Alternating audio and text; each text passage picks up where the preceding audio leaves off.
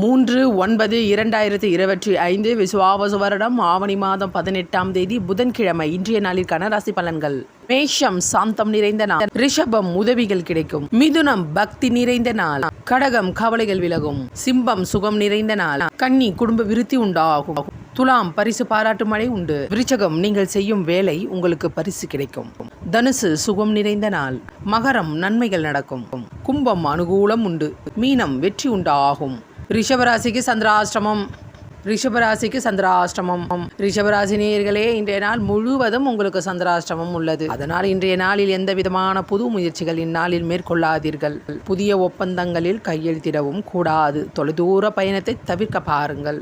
யாரிடமும் வார்த்தையை விட்டு வம்பில் மாட்டிக்கொள்ளாதீர்கள்.